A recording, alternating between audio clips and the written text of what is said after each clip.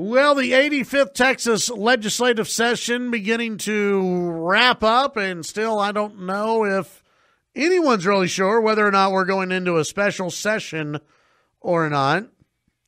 I don't know if there might be one or two lawmakers who want to go into a special session. Let's talk about it with our good friend Patrick Svitek of the Texas Tribune. Patrick, are there some lawmakers who want to go into a special session, or is everybody ready just to go home and be done with this whole thing?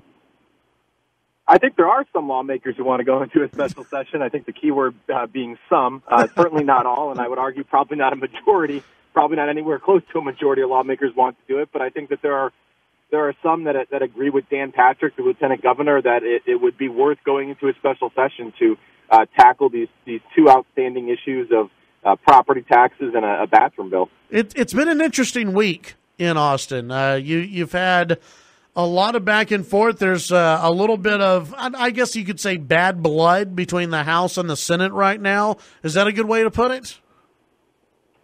Yeah, absolutely. And we've seen this, all session it manifests itself in very different ways. Just a lot of sharp disagreements on what the legislative priorities should be. Those priorities coming down from both the lieutenant governor, the president of the Senate, Dan Patrick, and then the House Speaker, Joe Strauss. And so it's really all coming to a head at the end here. Where are we as far as the budget goes, as far as property tax reform goes? Where are we on the issues that the governor and the lieutenant governor have brought up as some key issues as we wrap up this special session? Right. So there was a budget compromise struck between the two chambers over this past weekend. I believe that was kind of late Saturday going into Sunday.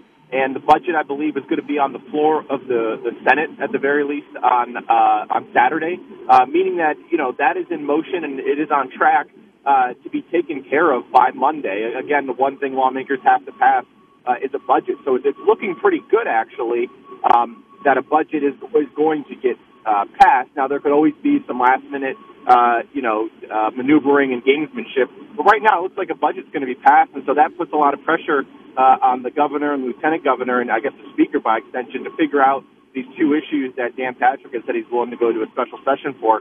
As you pointed out, one of them is property taxes.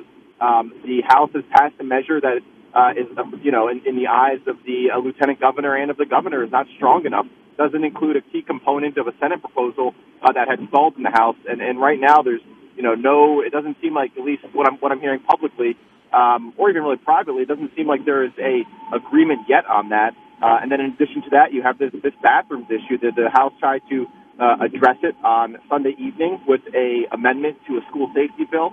By Monday, Dan Patrick had come out and said that it didn't do enough to tackle the issue, and so there really continues to be a stalemate on those two issues of property taxes and a bathroom bill. Okay, so the lieutenant governor, he's signaled that he's ready to go into a special session. What about the governor? Where's the governor on this? What is your sense? Is he ready to go into a special session? Right. I mean, he's the only one who controls this, right? The governor's the only one actually who can call a special session, even though Dan Patrick has been talking about the prospect of one. The governor's posture, for a while has been, since the beginning of the session, has been, we can get everything done in regular session, and he reiterated that yesterday, even with all these disagreements still pending over these lightning rod issues. He told reporters yesterday there's still plenty of time for us to get these things done by Monday. He said, it would be inappropriate for him to even talk about a special session. It would be like a football player in the fourth quarter talking about going to overtime. But it's going to be a tough, I think, decision for him politically, because if you get the budget taken care of, there's not going to be any, necessary requirement for lawmakers to go to a special session. So it's going to come down to whether they can strike a deal on property taxes and bathrooms by Monday, and if not, whether Greg Abbott, views that as so insufficient that it's worth going into an overtime round of legislature.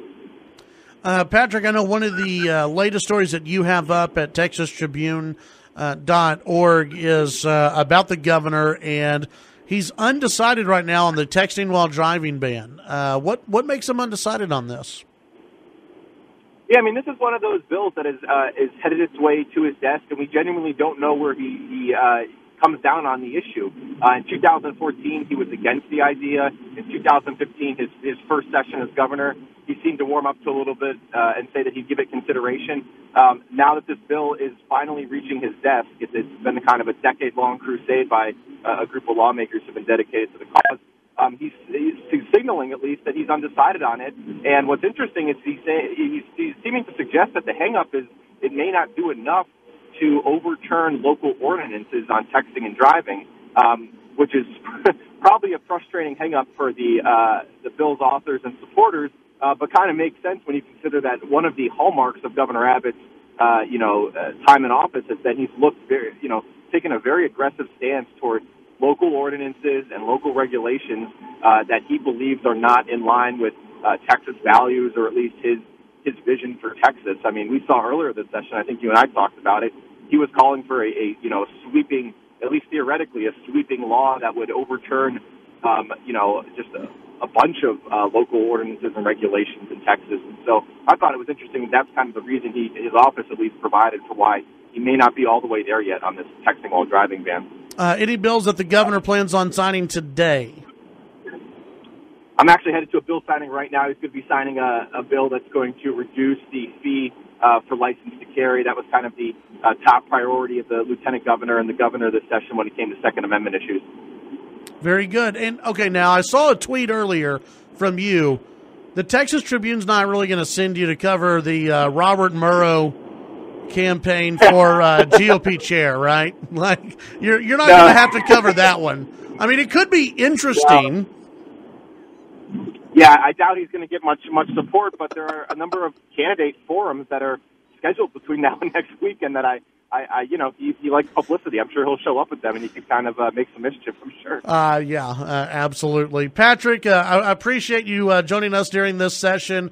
Let's go ahead and visit next week, and hopefully we can put a bow on everything, and we won't have a special session. I know, just like you said, a handful of lawmakers want it, but everyone else seems as though they don't want a special session. So hopefully everyone can get their jobs done in time. I agree. Have a good weekend. You too. It's Patrick Svitek, Texas Tribune. You can visit the Texas Tribune's website, texastribune.org. And listen, they do still have time to get everything done. Well, not everything, but get some major pieces of legislation done without going into a special session. If they don't get the property tax thing finished, if they can't come to an agreement on that, I am all for going into a special session on SB2. All for that. When it comes to the bathroom bill, I'm fine going into a special session on it, but I just don't see the governor doing it. I don't see the governor going 100% into a special session because of the bathroom bill. Chad Hasty Show, News Talk, 95.1 FM, 790 AM, KFYO.